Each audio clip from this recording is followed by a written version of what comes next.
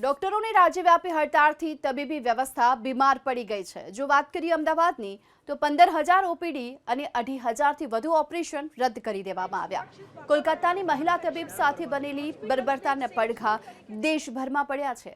Indian medical એસોસિએશનની હડતાળને સમર્થન આપતા એએમએએ અને આહનાના સભ્ય એવા તમામ ડોક્ટરોએ શનિવારે પોતાના હોસ્પિટલ, દવાખાના, નર્સિંગ હોમમાં ઓપીડી ચલાવી નહોતી।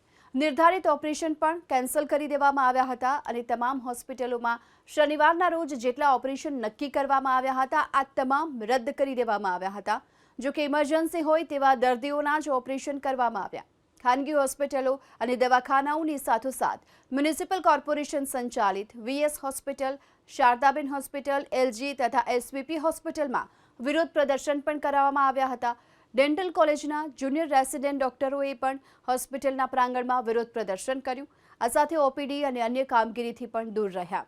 જો કે હાલ વાયરલ ઇન્ફેક્શનના કેસ વધુ જોવા મળી રહ્યા છે। એવામાં કેટલાક દર્દીઓ પોતાની રીતે જાતે દવા લેવા મજબૂર પણ બન્યા।